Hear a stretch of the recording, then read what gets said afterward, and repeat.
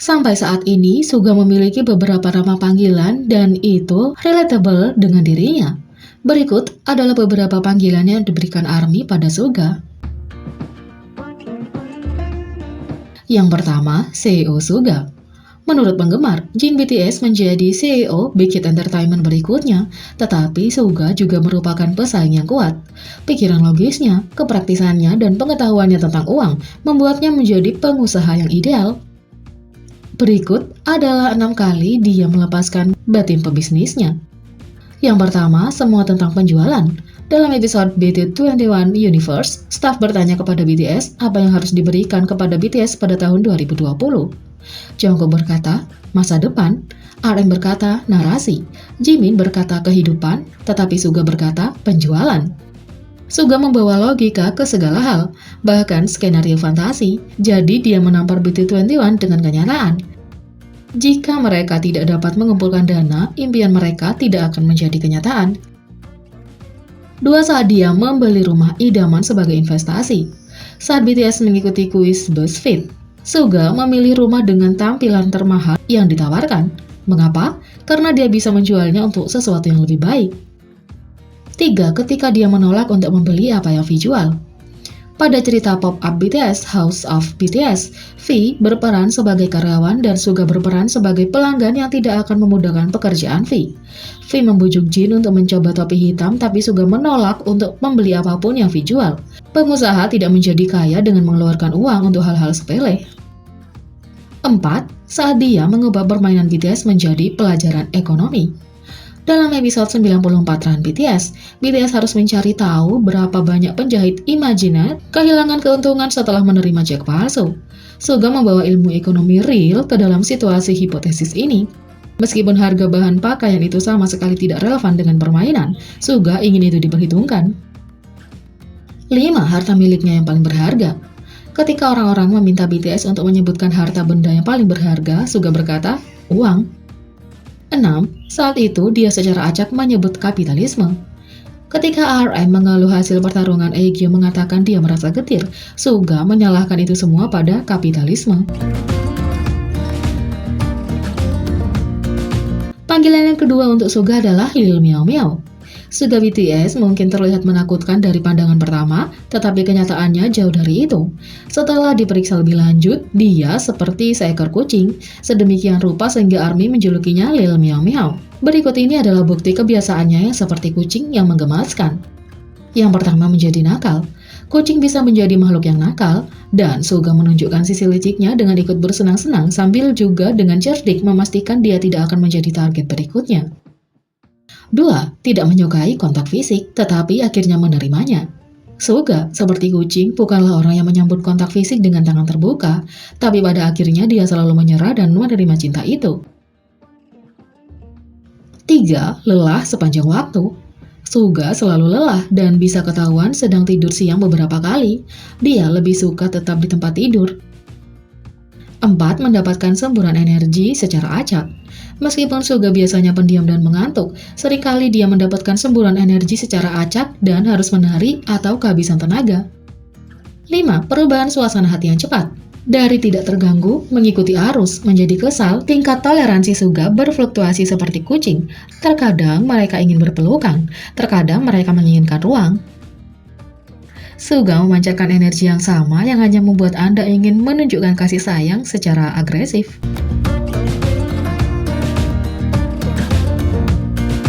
Panggilan yang ketiga adalah jenius musik.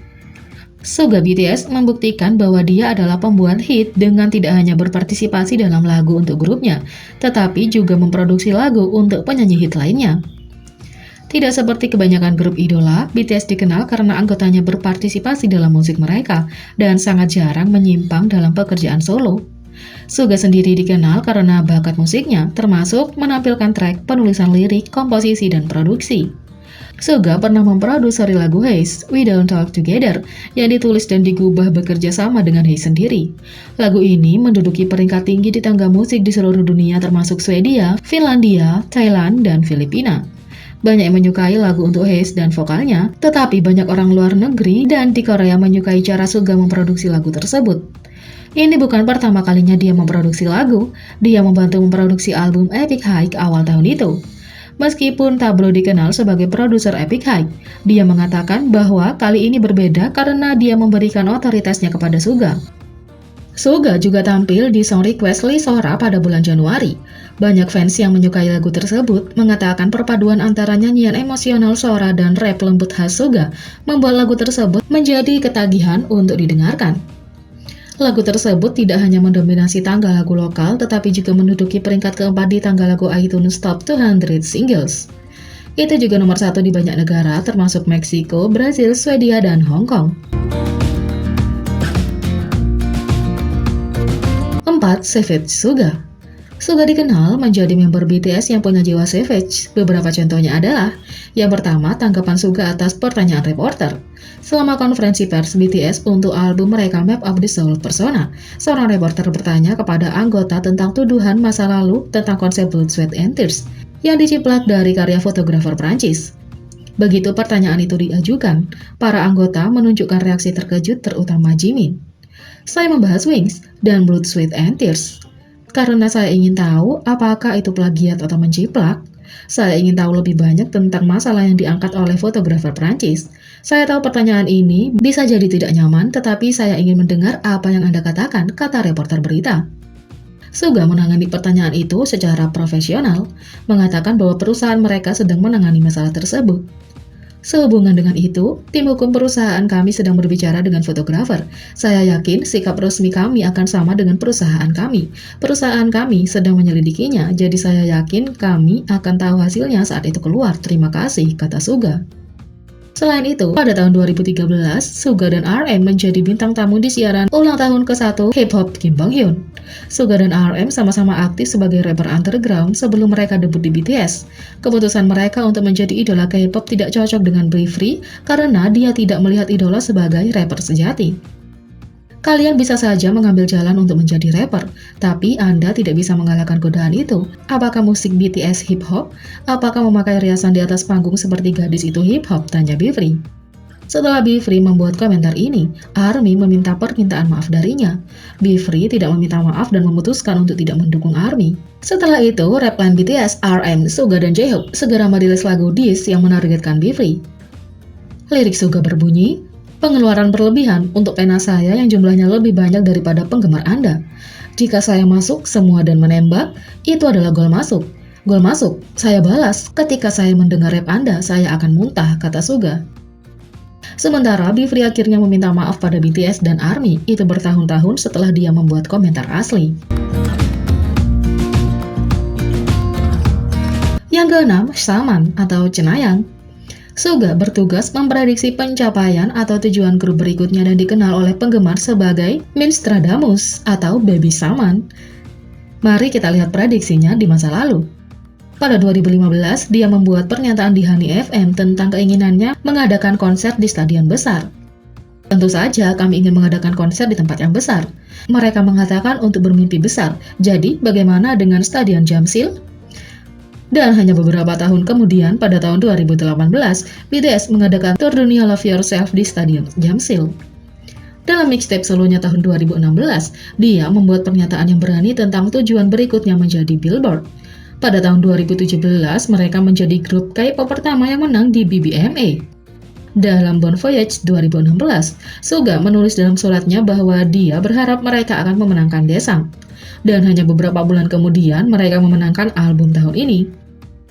Selama fan meeting VCR 2018, Suga membuat permintaan agar V dan J-Hope menangis jika mereka memenangkan Daesang tahun itu.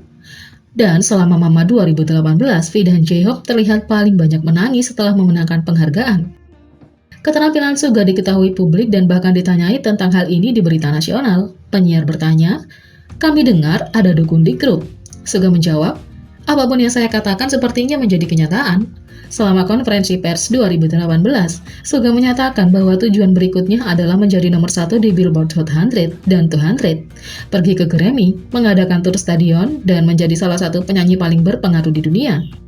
Belakangan di tahun yang sama, mereka mencapai tempat nomor 1 di tangga lagu Billboard 200. Mereka mengadakan tur stadion pada 2019 dan mencapai tempat nomor 1 di Billboard Hot 100 pada 2020. Dia bahkan sebelumnya memprediksi peringkat chart Billboard Hot 100. Dia mengatakan, 3, 6, 9 sepertinya umum. Jadi bagaimana kalau 2, 5, dan 7? Peringkat sebenarnya untuk Dynamite, yaitu peringkat pertama, kedua, sebelum turun ke 5 dan 7. Mereka kemudian diundang ke Grammy sebagai presenter untuk artis kolaboratif. Jadi, itu adalah 6 julukan dari Suga. Bagaimana menurut kalian tentang ini? Beri komentar di bawah. Klik subscribe, like, share, dan klik lonceng. Mari kita sama-sama jadikan channel ini berguna bagi K-popers Indonesia. Sekian video kali ini, sampai jumpa lagi.